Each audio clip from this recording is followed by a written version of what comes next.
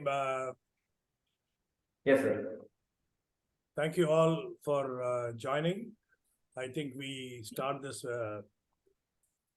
interesting exchange of information through expert insights today with the great news of India's landing on the moon. I think most of you know what Business Clinique is all about. I'm not going to spend too much time on that, but I'm going to share a few slides, which I think you can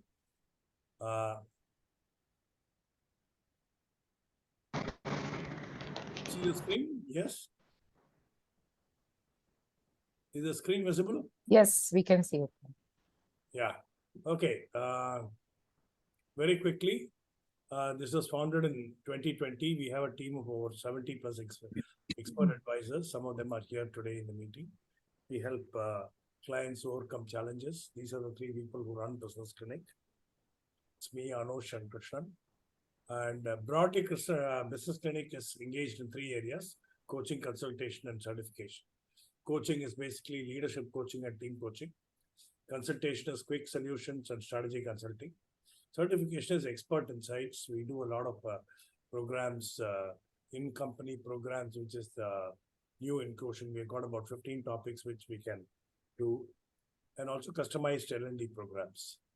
So this is a little bit about leadership coaching, sharp focus on the competencies to be developed, sustainability reviews, team coaching, getting a team coach together to align to the overall objectives. This is the thing now. It's catching on very fast. Some learning and development initiatives, what we have done. These are some of the things. I think you can see them. We have done employee engagement initiatives for a large public sector company, support for a customer and employee engagement for an MNC, knowledge updates for a large company every month, continuous handholding and providing expert advice. Now on consultation, we provide quick solutions which may just last 1 or 2 Zoom sessions, where you come to us with a particular challenge. We are able to, with the help of the advisor, we are able to provide you sharp solutions. Strategy consultation is a bit more long-termish. May have a larger strategy-related problem, challenge, which we discuss with you and understand. And these are the areas which we are engaged in right now: business strategy, finance, taxation, supply chain, marketing, sales, distribution, research, and quality.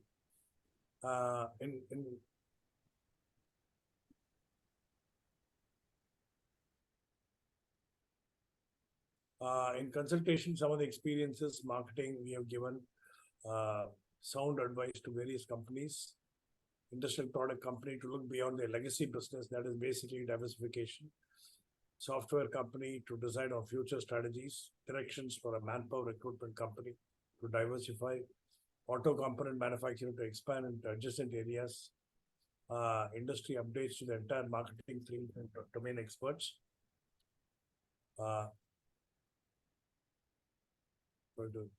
And then realign marketing and distribution for an FMCG company.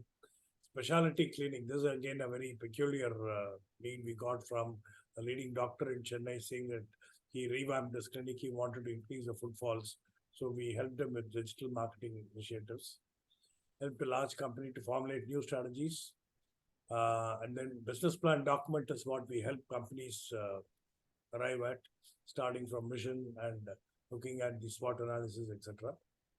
So like this, we do a lot of work.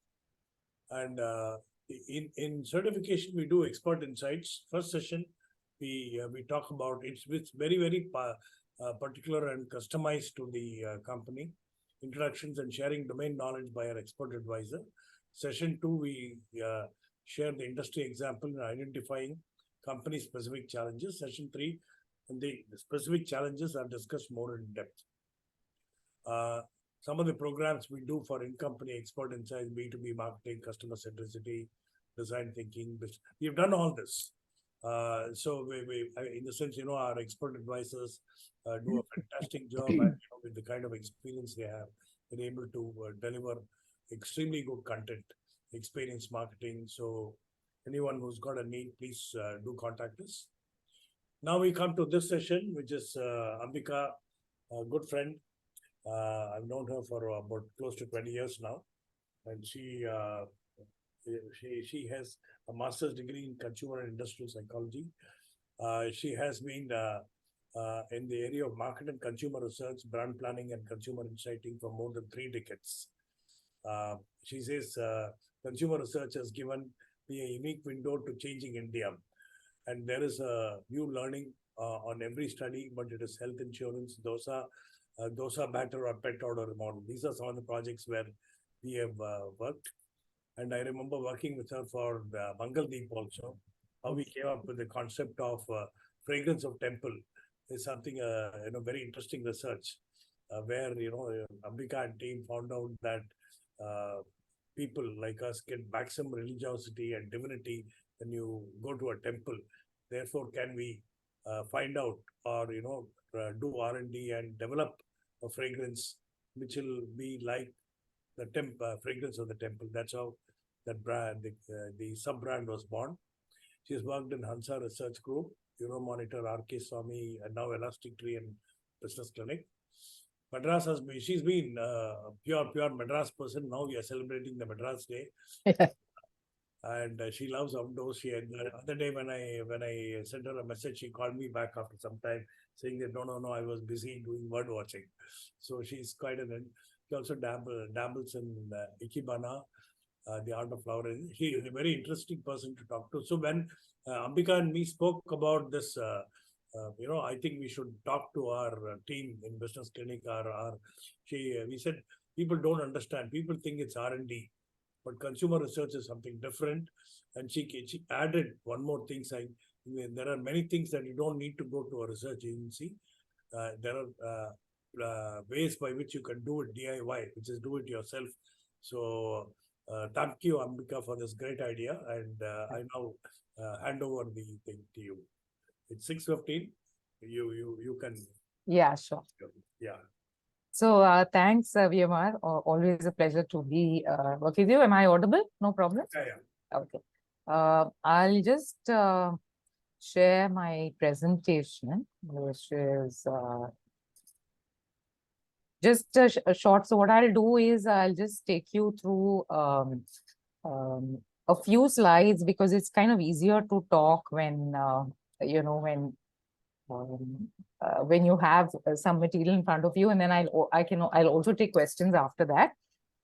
In case any of you have questions as I present my slides, may I just request you to just either put it in the chat box or hold on to them and we can discuss it in the end, because some of your questions may be answered in subsequent slides. I know from seeing the participants, it looks like a lot of it is quite basic in the sense that you all are people, I think, who have done research. But for the few who maybe, who are new to research or are looking for ways in which, how should I do consumer research? I'll just take you through a few slides and exactly what consumer research does and how it helps. And then I'll also talk to you about how nowadays there are so many tools available where you can actually do it yourself. So typically what happens when we do research is that the question is, why do you do market research? And for a lot of entrepreneurs or it is the idea comes from their vision, their intuition, and many times it is like, do I really need to go to market research? Market research will kill my idea.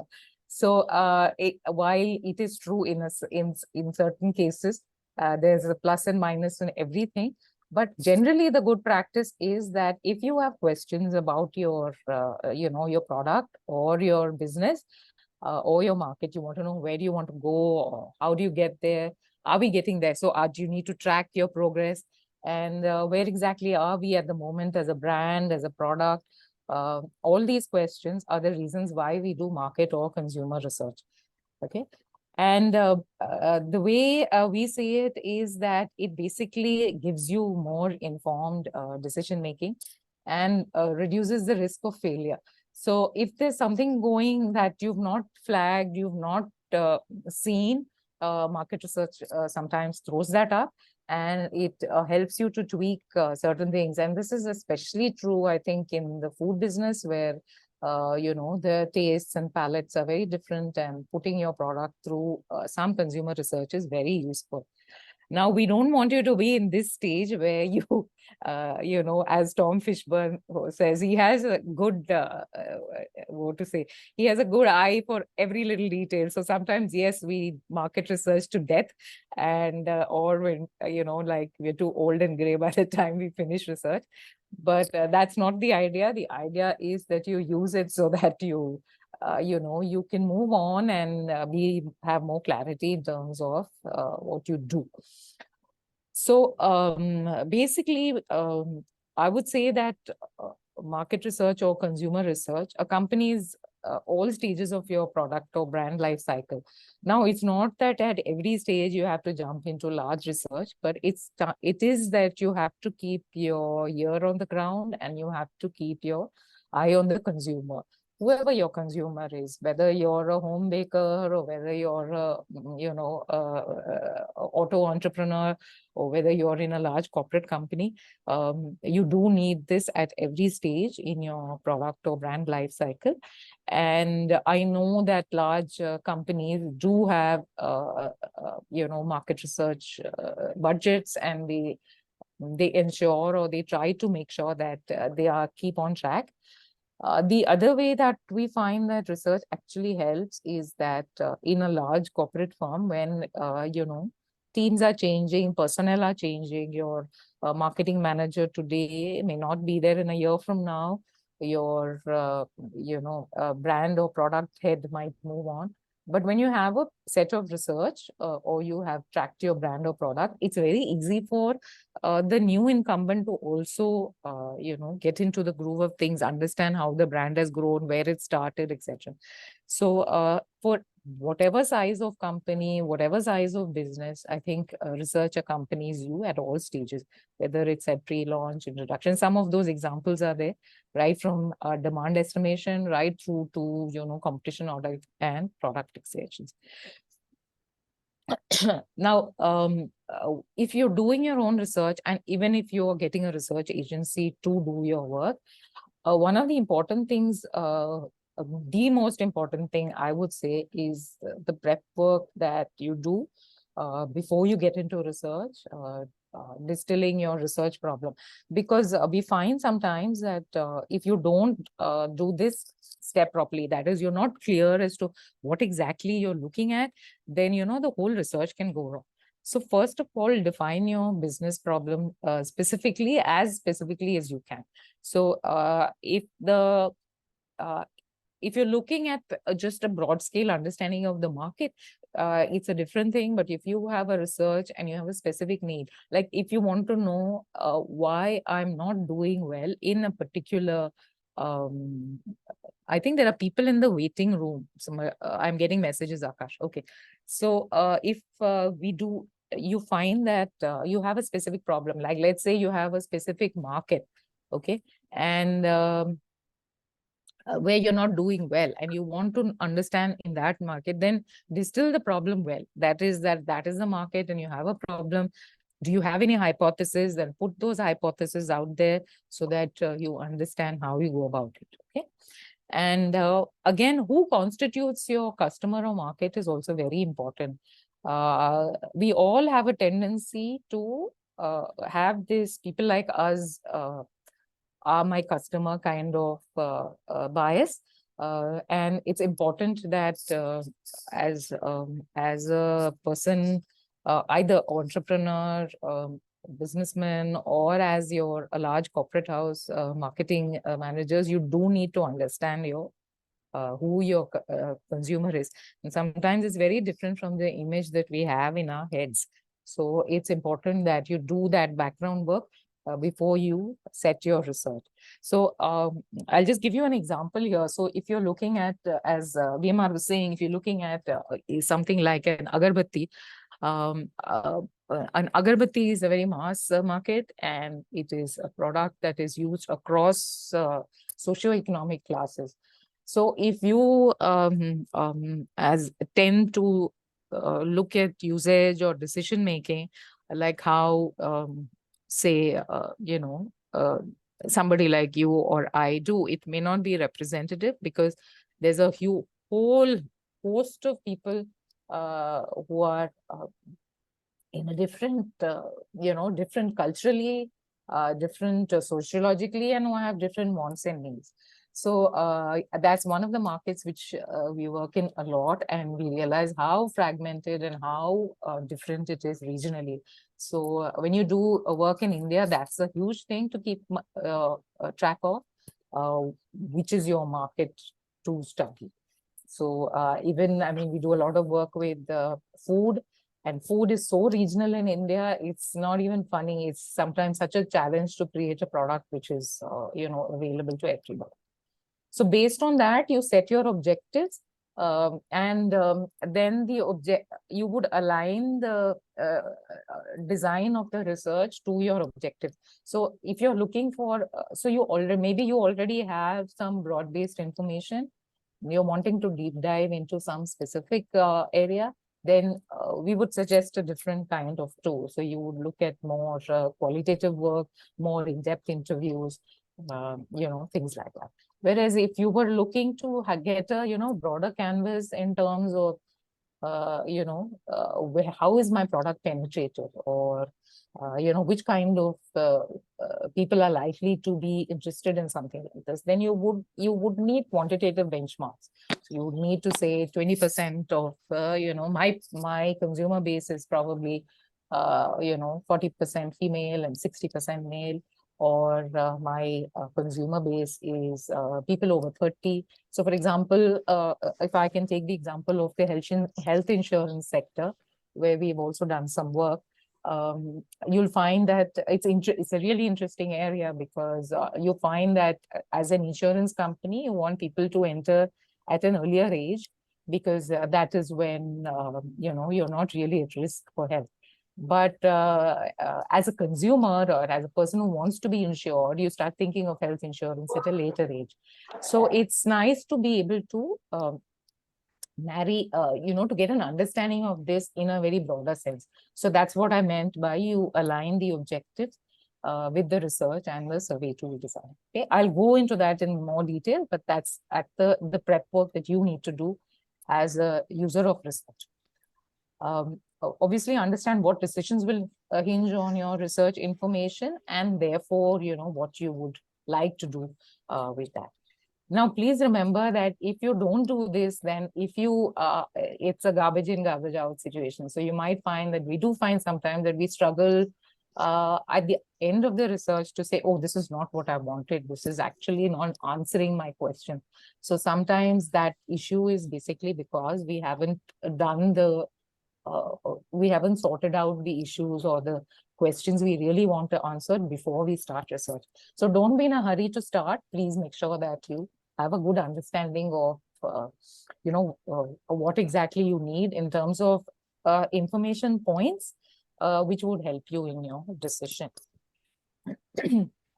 Now, I'll go into some of the steps that you need to do, or the questions you need to ask yourself before you do your own research. Okay. So one of the things that we do, and this is kind of something that we do all the time. Okay. We do it even as individuals. So for example, if I'm buying a new air conditioner, I do my own consumer secondary research. I look at various sites and I kind of check, prices, and I check what is the what are the offers or what are the products. So I do all of that. So that's basically secondary research. But when you're doing it for your business or your thing, what we're saying is understand it do your reading beforehand, because sometimes what happens is it gives you a good sense of where to start. Okay. So this is just putting this out there. I know a lot of you already know it, but for some of you who are students, etc., there's a lot of free macro information in India. Okay, so there's the census, there's the RBI site, which has a lot of information. There are newspapers, though unfortunately now we are finding that they're increasingly behind paywalls. So you can't archive. So in the 90s, when I was doing research, doing a lot of work with Euromonitor, I would find that, just archiving from newspapers, you really came across a huge ton of information. People would put out branches, market shares, stuff like that. It's increasingly becoming less nowadays, but there is a source that is available though. The other thing is, unfortunately, we also used to get a lot of state-wise information. In the early years of internet, say in the first decade of say 2000 to 2010, you actually got statewide statistics very easily from government sites. Again, we are finding more recently that that is being taken off from government sites, and it's kind of difficult to get it, but you can look for the India handbooks, things like that, if you're looking for macro data. Of course, e-commerce websites hugely useful nowadays for brands, pricing, products, all of that. So please do your homework. Especially useful for products which are available like that. Okay, so sometimes they don't catch in mass market regional brands. And for that, you need to do your own, walkthrough. You have to actually go to a shop and you have to actually check. So the Kirana store sometimes will have brands which, you and I may not see on e-commerce. But that is a starting ground. Then you have paid sources, which is, you have the CMIE work, you have Nielsen's retail audit, which is hugely popular. They have a monopoly. They've become very expensive, but they still are very good because they have a lot of back data. So in terms of penetration, in terms of distribution, all of that, that's, it's really good if you could invest in that at least, once in a while, even if you're not taking it every year. IMRB's household panel. Nielsen's gives you the perspective from the retail. They do the audit at the retail end. The IMRB's household panel works from the household end. So it actually captures what is a household using. So that also is a useful thing. I have a bias towards the R.K. Swami Guide to Market Planning. I've worked on it, and it's a huge mine of information.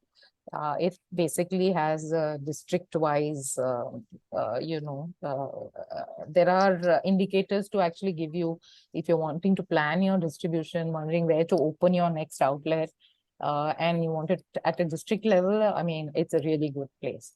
You also have online sites like Statista, Euromonitor. You also have a lot of other, syndicated reports, which I won't go into. And nowadays, of course, you have a lot of the social media reports, which are available to a lot of. Okay. Okay. So the important question is, does DIY or do-it-yourself research suit your need? So do you need to do a deep dive, or do you want to do some quantitative metrics?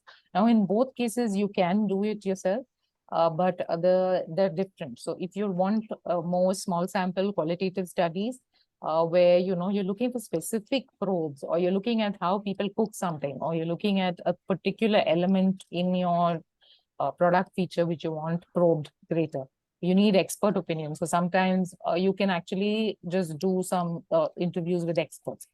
That kind of stuff, if you want to do, you'd have to do what we call consumer immersions. You want to do it yourself, then you recruit the right, or tell people that, I'm coming and I'd like a time of yours, and you actually do consumer immersions by yourself.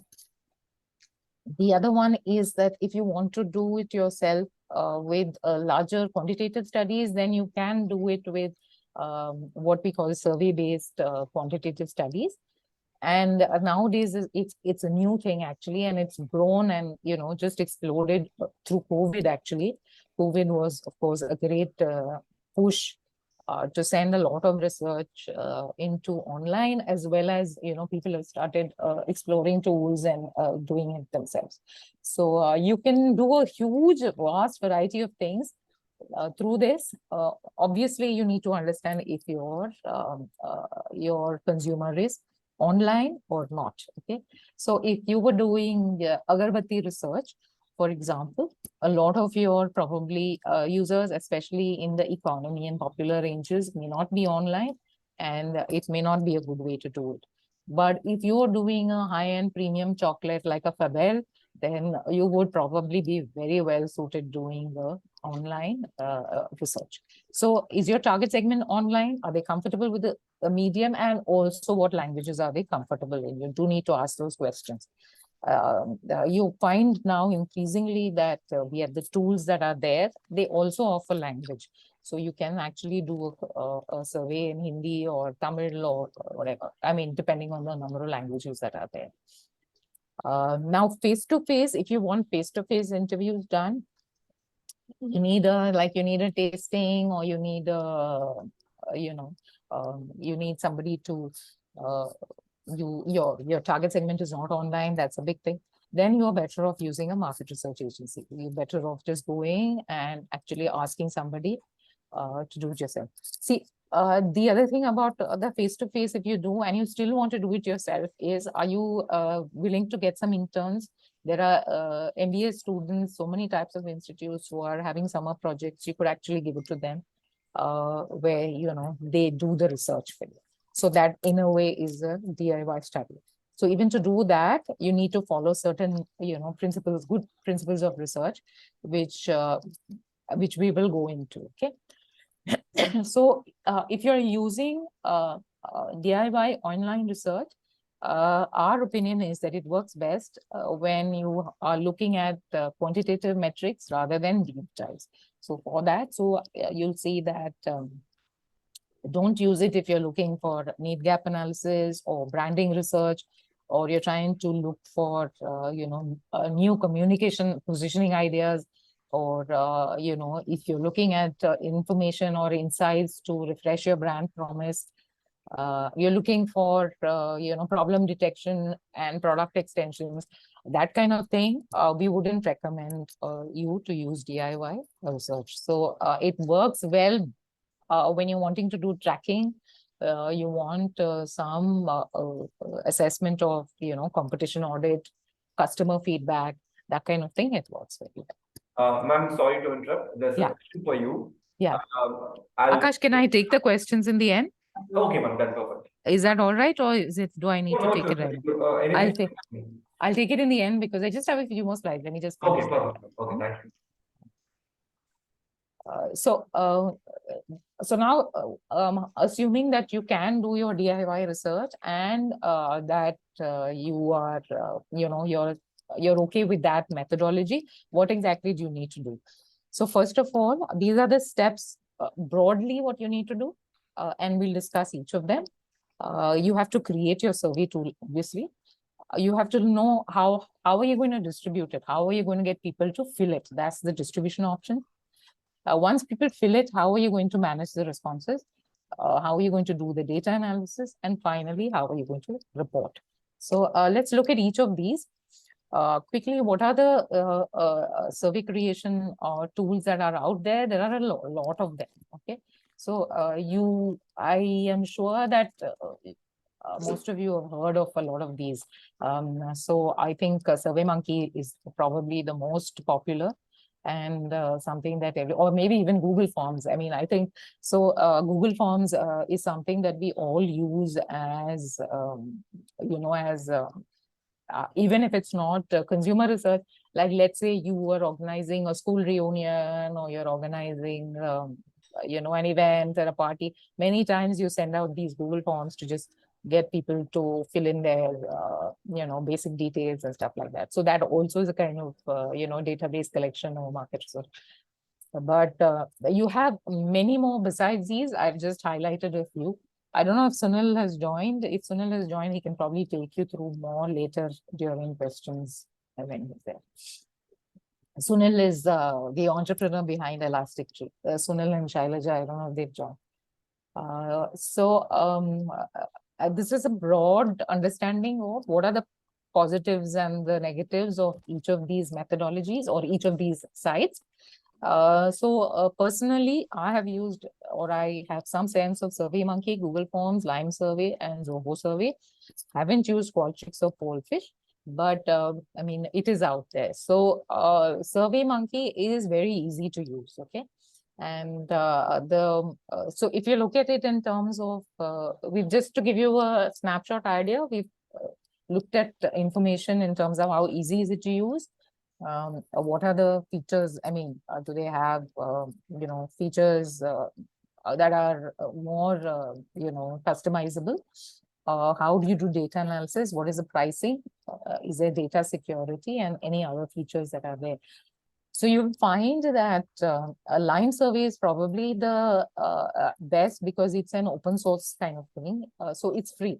So, but you need to work with it in terms of, you have to a little bit program it, but it has a lot of advanced survey logic. When we say, so for example, Qualtrics, it's very powerful. It has a lot of options, customization, but it needs tutorials and it's very expensive. So it depends on if you are a large company, then, and you want to, if you're a global company and large thing and you want something which is powerful and advanced, then probably Qualtrics is something that you could use. Okay. Most of the other SurveyMonkey, Zoho, they all have basic plans which are free, which you unfortunately you can't do much with, but you can get some idea and you can price it based on. You can take plans which are not too expensive. Okay, you can even take a particular for one survey you can actually take. So I'll just take you through that as well. But first, let's look at the common problems when you're looking at survey design, how not to ask questions. So I think this is actually a skill that a research agency would bring, but it's not something that you can't do it yourself as well. So when you possible, just make sure that you don't ask ambiguous questions. See, ambiguous questions are good in qualitative research because you want kind of open-ended kind of response. But in a survey, you need to be specific in your question. So if you ask in an online survey, if you ask a question, how satisfied are you with our product's performance, and you get let's say you have a scale and you get a satisfaction score, you don't know what that score is all about, isn't it? So you need to actually say how satisfied are you with so if it's a food product, you'll have to say taste, texture, you'll have to do that. So if it's an auto product, you'll need to say, you'll actually have to break it down into design, into ease of use, into efficiency, etc., etc. So make sure that you do that and leave the ambiguity out of it. The same way, I mean, if you're just checking your office website or your, if you just get a response as yes, no, it's a very broad thing. It may not help you to answer questions. So which is why this feeds back into your objectives from the study and what you, how you design your question. So if you're just looking to, have a tracking score as to how many people are finding my website helpful, then a broad question is okay. But if you're actually looking to track what is it that is they are liking or not liking, then you need to be more specific. Clearly, don't ask leading questions. So if you say, don't you agree that our product is the best in the market? It's not a very, neutral kind of question. And if you also say that, you preempt it saying that you have competitive prices and do you think our products are good, then, again, it's so two-in-one questions again become confusing. So you put two issues into the question, avoid. The order of questioning becomes important. You do spontaneous first before you do, and then you do aided. Spontaneous is when you ask, it's for example, if you're asking what brands come to your mind, you do it at a spontaneous level first, and then you aid with a list and say, which of these brands do you recall. So that's the order. Okay. So if also sometimes you want to catch behavior before attitude. So for example, let's take an example of prayer and agarbatti usage. So if you ask a person an attitude that is I believe in God, or I believe prayer is important. Before checking the behavior, the response to the attitude will affect the behavior that they report. So if you just have a plain vanilla, how often do you use agarbatti? And then move back slowly down into attitude, you're likely to capture the behavior or the actual response in a less biased option. So that's what it means by biased order. Response choices also, make sure that your response choices are neutral. Just have it as, so what is rarely for me may be different as what is rarely for you.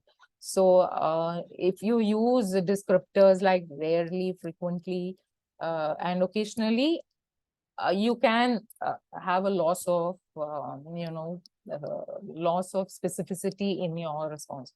Whereas if you actually say once a week, twice a week, once a month, daily, then the response choices are clearer. Okay. And the other important thing in a survey which is online is to keep your survey length short. Okay, our face-to-face interviews can be much longer because our interviews, will work towards keeping the respondent engaged. It's not not the situation, because these are self-filling survey online surveys. Okay. Okay, so this is when you're creating your surveys and you decide, that you're going to ask these questions.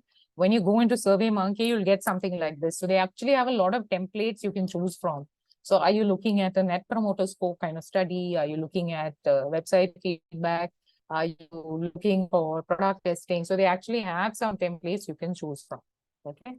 And similarly, Zoho also, you can actually choose them. Once you choose, if let's say satisfaction, you have certain further choices you can make. Okay. So, so it's fairly friendly to use. So you don't need to be intimidated by that. Once you've decided to do it, then it also gives you choices in terms of how to frame your questions and what kind of responses. So I won't spend too much time on it, but you actually have, it gives you a choice. Do you want multiple choice? Do you want a rating scale? Do you want a drop-down matrix? And, short answer, long answer, open-ended, all of that. So you can choose and create your questionnaire as you go along and save. Okay, so that is basically how you would do the study. Then you've saved it and you have your survey response. And now you need to, what do you do with it? How do you, get people to fill the survey? So we tend to do friends of friends, and we send it to friends and, ask them to do it. It's fine. I must say, even we do it at Elastic Tree. We some informal dipsticks that we want, we do use friend of friends. We ask our younger respondents, for example, to our younger interns and our younger employees to, get people to share it with friends and fill as many as you can. So that it's not an invalid methodology, but it's just that you need to be aware that it may not be, it's a very homogeneous kind of group, and it may not be your target. So it's okay for certain broad attitudes, like, if you was doing a study to understand what do people think of the Chennai weather, doesn't matter who fills it, isn't it? So friends of friends is fine. Okay, but it may not work in all situations. So you could do, if you're an entrepreneur, you could use dealer lists, you could use email lists, which are available. So people have lists of, people, credit card users. I mean, there are people who can actually sell you lists to whom you can mail these questionnaires.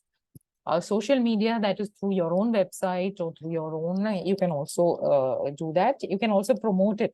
So you can promote the link and say, please answer. Your company website or professional database and distribution vendors for which you pay. Now, I'll just spend a little time on that professional thing. Always keep in mind, better to do a small, at least 10 to 15 people pilot survey, because it just throws up all the glitches that might be there in the study. So if you went to a professional database or distribution vendor, how do they do the cost? So for example, if you go to Zoho, you can actually what they call buy responses. Now it's not like buying votes or it's a different, they just use the terminology buy responses. It's not it's not by response. So they look at it by how many number of responses you need, questions, and you have, and the criteria. Criteria meaning the demographics, okay? And you can get a cost also based on that. So you can change your, you can actually get a cost based on that. Even SurveyMonkey has something like that. So you can choose India and you can say male, female, and it'll actually give you a cost in terms of how much you can. Okay. So when you get your responses, what do? You make sure that you don't have, these are the issues that research agencies face. And so therefore you will face. You will face incomplete responses, errors, people who don't finish, they drop out. You may not get enough responses. You might get responses from inappropriate audience. So you're checking for men's shaving cream, you get women responding, things like that. So you need to just be aware. You have to clean your data. Okay? You have to know that you have to incentivize sometimes. You have to offer something in order to get responses fit. Okay? Effective data analysis again. If you have an analysis flow in advance, it helps because you'll understand which is your most important variable and how you want to do it. In most research, cross tabulations work well, and it's the most efficient and the most insightful thing sometimes. If you want to do further, deep diving, you want to run your segmenting and stuff like that, that is more difficult. And if you have the wherewithal and the competencies, that's fine. Okay, guard against spurious correlations. We can discuss that in the questions if you want to know more about that. And how you're going to do your open-ended. Open-ended is the sticky bit because you just have to actually qualitatively assess them, or you can run a program for them. Okay. We keep getting asked, what's a good sample size? So please look at, I know these are high numbers sometimes because costs will go up, but then your confidence levels also go up. The reason being that the smaller your sample size, then your error margins become more.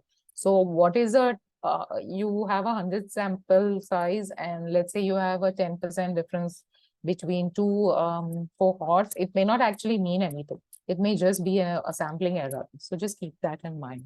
Okay. And reporting and inciting, please be, unbiased. Please do not ignore negative results. So when you are the researcher and you're doing it yourself, you have to wear that unbiased hat. And don't only look for data that supports your hypothesis. You have to look at it with an open mind, basically. That's just it. Okay. And lastly, if you find that you don't have time, or you can always go to research. And another time when you should not be doing DIY is when your target customer is not online. You require sensory feedback, and you want more depth of resources. And obviously, if you don't have time or the personnel to manage the backend, because there is a little bit of backend, okay, then you wouldn't do this. So, don't end up in this situation where, okay, I can't do quant study because it's too expensive, takes too long, and I can't do focus groups because people are easily swayed, etc., etc. So what will I do? I will just cherry pick whatever quotes I like. So, I don't think that's a great way to do research. So, that's basically what we have. And if you have want some learning references, there are some learning references that are available. Obviously, the market research handbooks are more comprehensive, but you can also look at just online survey books if you're looking at that. The other thing is, I must tell you that ChatGPT is very helpful.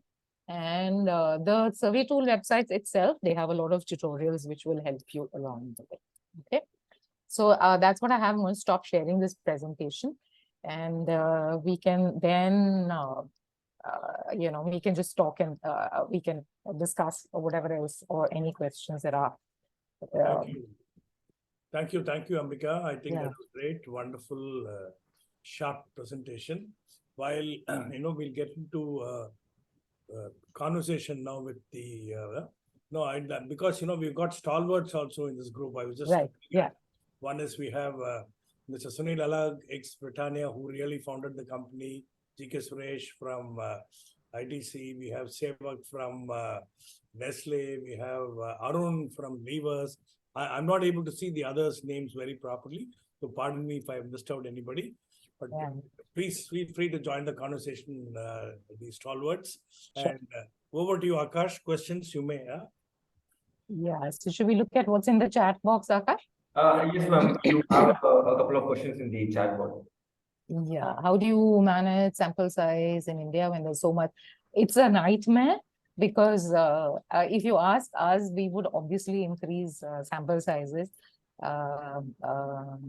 And I think it's a constant tussle that we have. So what we would suggest is that you prioritize certain markets so that, which is more important to you, focus on those markets, and therefore then your sample size is okay for that market. So let's say you have a budget that you can only do 100 interviews or 200 interviews.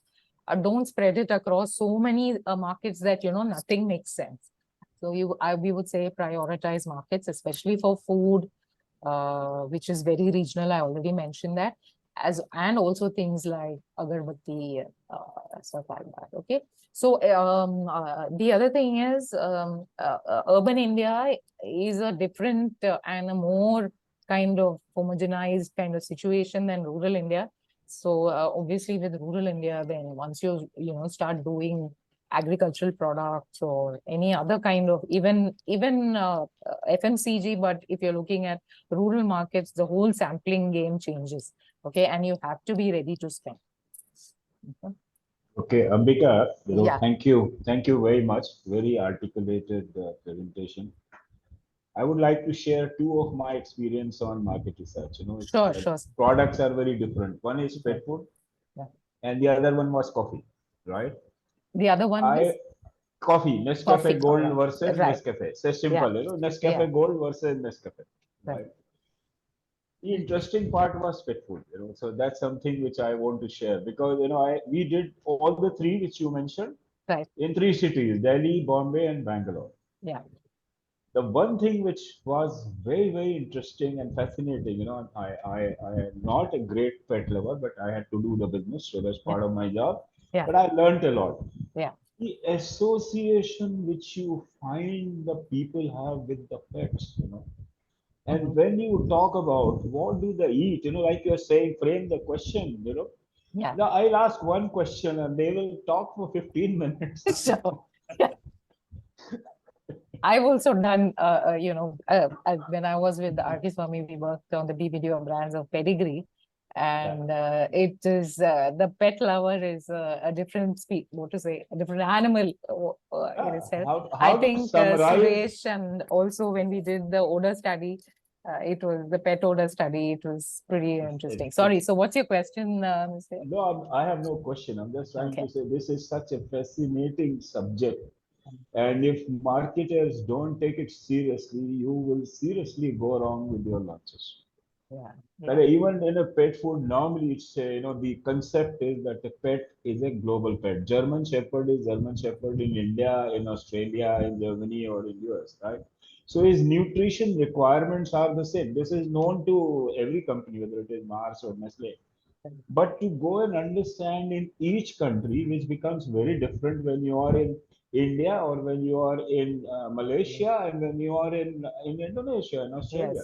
Yes. It becomes completely different. And we saw that change when we were doing that research in Delhi and when we were doing that research in Bombay and in Bangalore. The point which I'm trying to drive here is that what you communicate in that geography becomes the key which comes out from this research.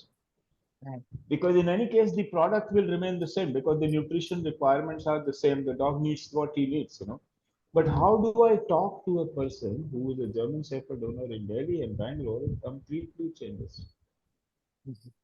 And that's what we found through the researches, So that's something which Yeah, I found it correct. very interesting to see. Yes, Smart. absolutely. I think when you do your consumer research, and it will throw up learnings which help in in framing how you sell, as well as understanding maybe what kind of product extensions or consumer. And you also learn the barriers, because I think, for example, if you take pet food, there is a barrier to it, because consumers in India say, why should we not give home food? Home food, The poor dog, why should it eat that kibble or whatever? So the whole mindset of the consumer is different. It is the same thing. Barriers are there for everything. As I mentioned, health insurance, and even food.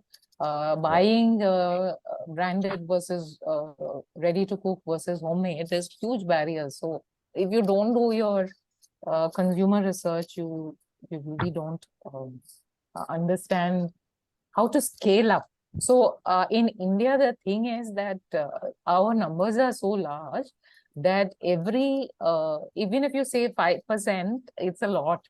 So initially, it's easier for companies to make a mark and to have something. But at some point, your growth will plateau off, because you'll then need to do something to understand how to get more people into the category, or how to break the barriers, etc. So yes, that's one of the things. I think there's a question from Janani. Will marketers be able to take the help of AI tools to refine their DIY research questionnaire? So yes, so Janani, I was just mentioning, so you should try ChatGPT.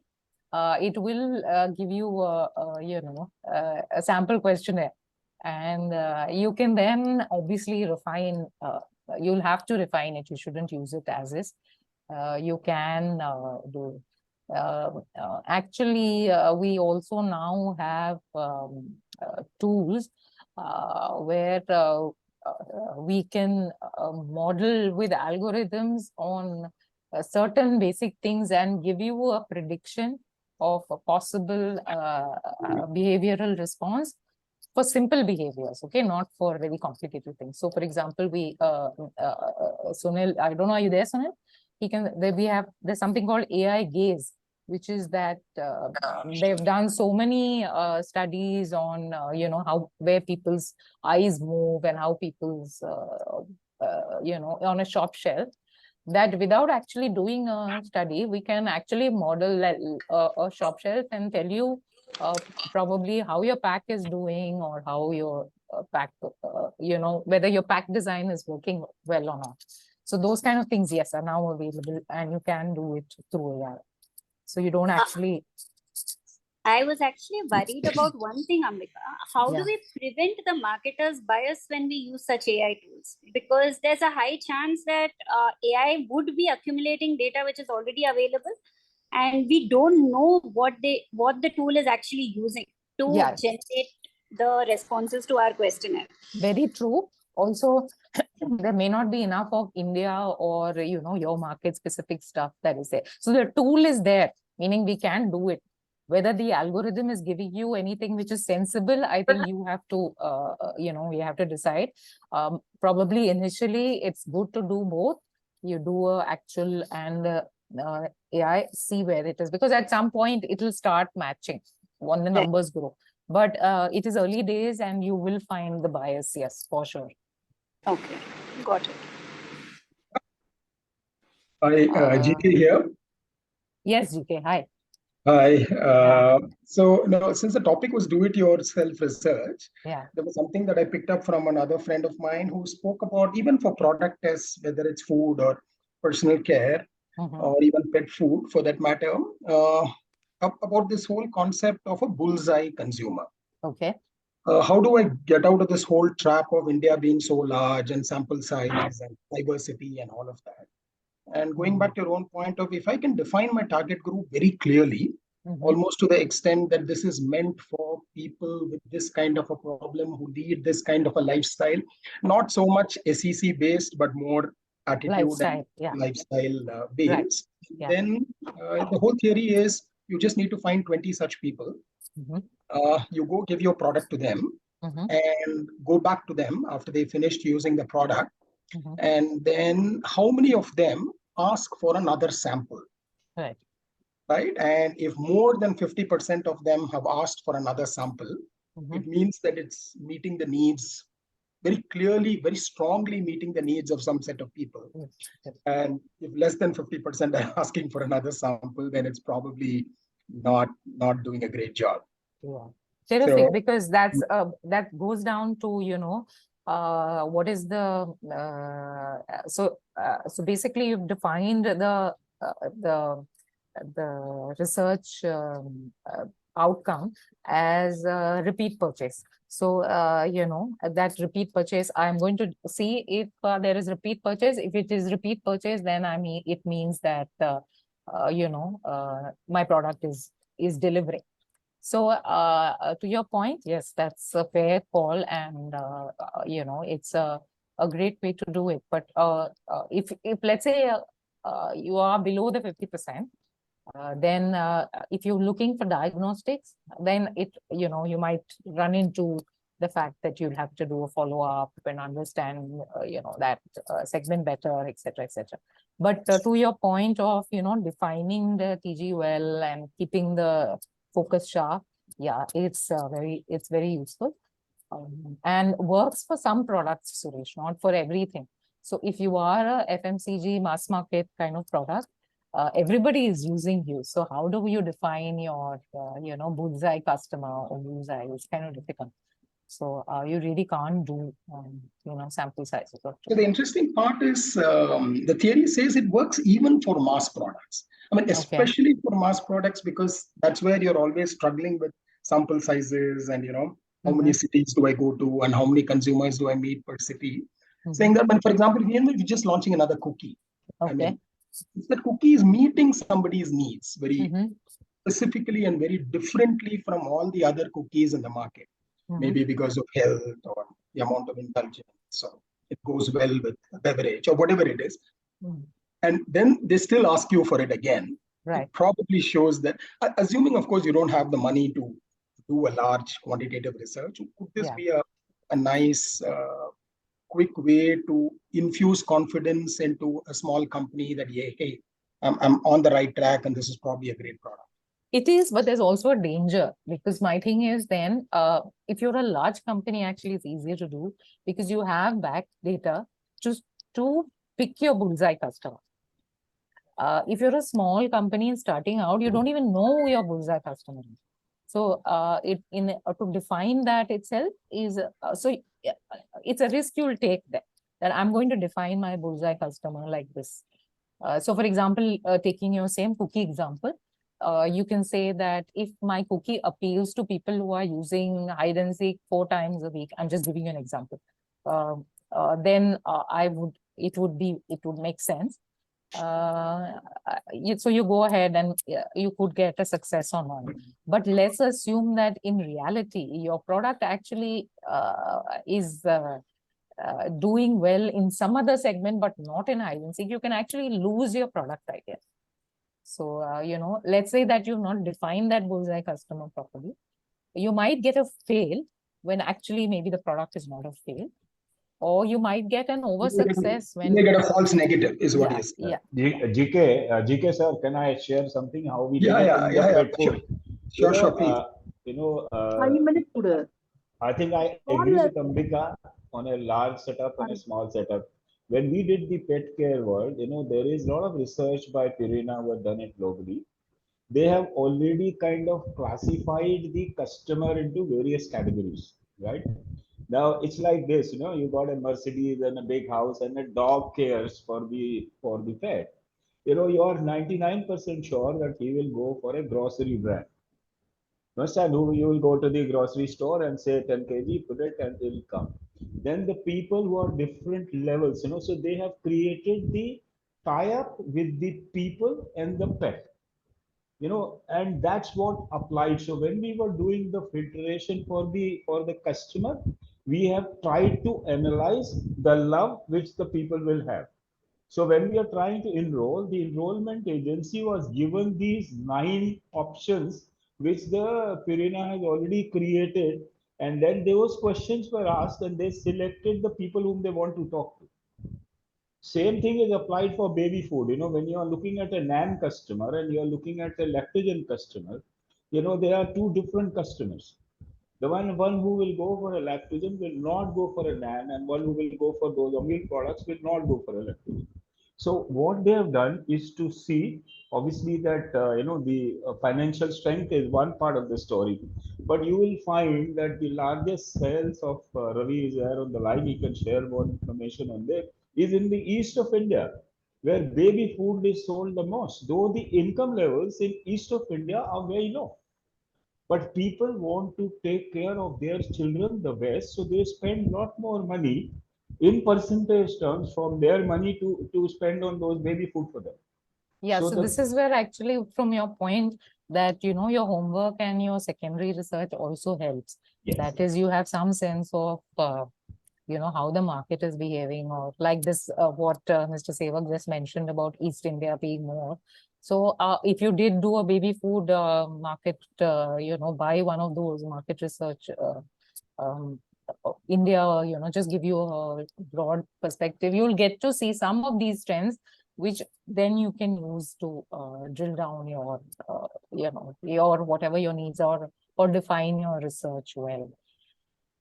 If I could just move on, I think there are a few more questions. Arun has asked, how reliable are these paid responses on SurveyMonkey, Zoho, etc.? So Arun, Zoho is out of India, so it's probably got a stronger India base than SurveyMonkey. So SurveyMonkey, I really would not recommend at this point for India for distribution. I think it's good for you for creating your survey, and then you use some other tool for distribution. Zoho survey is, I think it's maybe not a bad thing. But again, Arun, it's like if you're looking to see, I shared one screen in terms of the way they cost. Now, their costs are reasonable if you don't define your TG. Okay, you say anybody, then their costs are reasonable. Once you start saying, I want only women who are ACCA, who are 25 to 40, or whatever else you want, then, it doesn't make sense. It's better to go with some other known India databases. So, not through these people. Which are the other good databases, Ambika? So, who would you think gives really high quality respondents? So we work with Dynata. Sunil, what are they called now? I keep calling them Dynata. I know they changed their name. Huh? They're Dynata. They're Dynata. They were called Sampling Survey International. They are the pioneers. Okay. Yeah. They have the largest database in India. So they are very good for India, and they have it is. But keep in mind, Arun, that it is very metro centric. And, that is where the online audiences are. Yeah. Actually, if I can just do a little plug, Elastic Trees also has in the process of putting our own database together. So, I mean, we have one, but again, it'll be metro centric. It won't be like, into so for let's say, if you just quickly screening some concepts which are relevant to a high-end metro audience, you would think that these are not a bad place to go to and get the respondents. Yeah, if you're quickly doing that, there are a lot of studies being done, Arun, like that, concept screening, etc. You have to be clear that your screening is for a metro audience and younger and more, savvy, internet savvy, etc. Regularly, we are doing studies like that. So where, they would use it. So obviously the usual riders, and the client is aware that these riders and these, these caveats work. I mean, once you are aware of it, then fine, it's fine. Yeah. I think, Sunil, correct me, I think companies like Titan and all of that are constantly doing things like that. So. Yes, even ITC is also on. Yeah. We have two more questions to. Yeah, what is it? Sorry. I- Directionally, do you see research getting more regional versus a pan-India approach? That's a good one, actually. Who's there? Can we see you? I don't iPad know 2? who that is. It says iPad 2. I don't know who iPad 2 is. Yeah, I know. And iPad 2 is actually left, I think. Oh, no, it's there. It's still there. Is there? Okay. Anyway, so that is actually a super important question and something that we are working with in the other way. I think that yes, studies are getting will get more regional. I'll tell you why.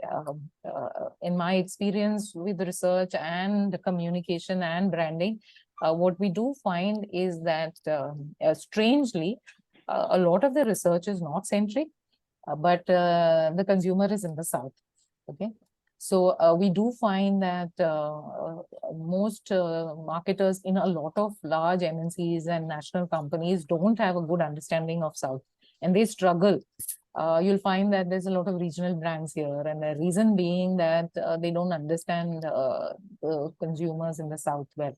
So yes, I do think that it might mean that we have to do a little bit more regional research, but again, if you're a metro product and you find nowadays a lot of brands are making the decision that I will only come through modern trade and I'm only bothered with the metros, and I will start like that. So in that case, it may not make that much of a difference.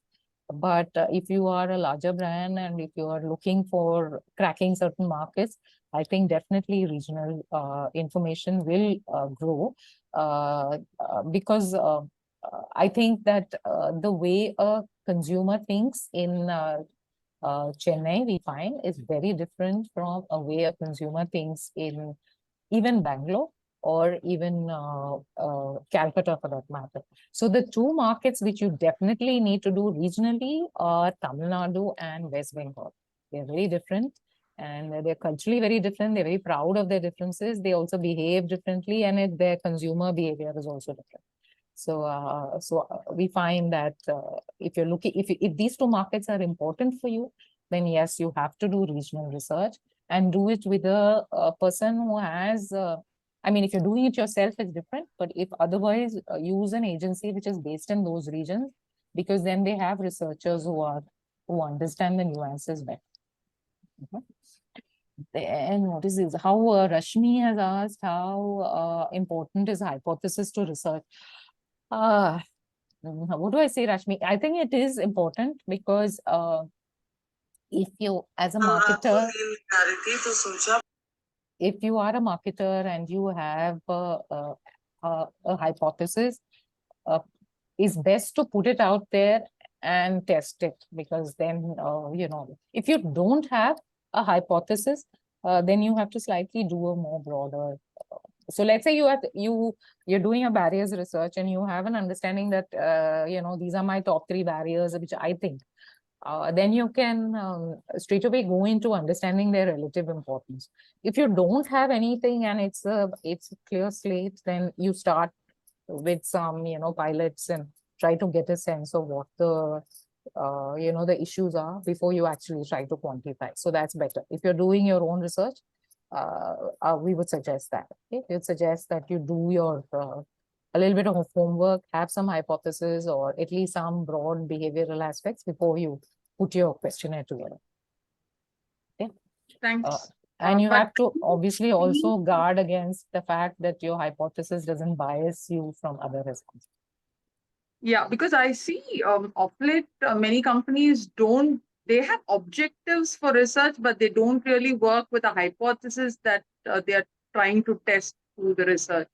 In that sense, or with trying to understand some answers for some objectives rather than looking at a hypothesis testing. Is that a separate niche area within research? Is what I want to know.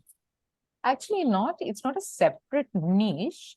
So I think you'd have an objective, but for each objective, you could have a couple of hypotheses. So for example, let's say the objective of the research is to understand let's say, what are the reasons, the main purchase drivers, let's say. Let's say the objective is to understand purchase drivers for a particular category. Let's say microwave ovens, why are people buying microwave ovens? So that is the broad objective. When we say hypothesis, what we would say is, as a client, you would decide, okay, I feel that, the drivers are the fact that people are wanting to reheat, the fact that people are, just give me some 2-3 reasons. So Yeah. Okay. So those would be the hypothesis that, I think these are the most important reasons. Now, you might be completely off track. It might not be that. It might be something else, which is an important reason. But if you put those reasons in there, the research agency or your questionnaire will catch those reasons and prioritize them better. That's what I meant by have a hypothesis. So. Okay, thank you.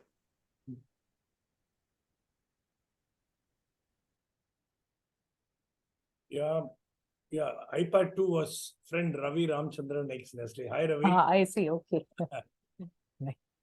Welcome. Hi, Raj. Hi. So if there are no more questions and no conversation points, we can say bye with a great 3 cheers for India.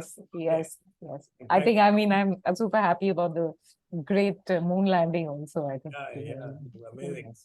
Yeah. Thank you. Thank you very much. Thanks so much. Thank Thanks, you. everyone. Thank Yeah. you. Bye-bye. Bye. Thank you. Thanks, Ambika. Bye. Thank you. Bye, Suresh.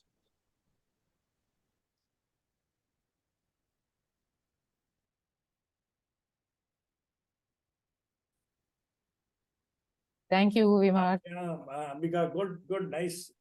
So we will, Akash will get the recording done. Sure. No problem. We will share it to those people whom we want, or we will simply give to everybody. Okay. Yeah. Thank you so much, Ambika. It was nice. Very interesting.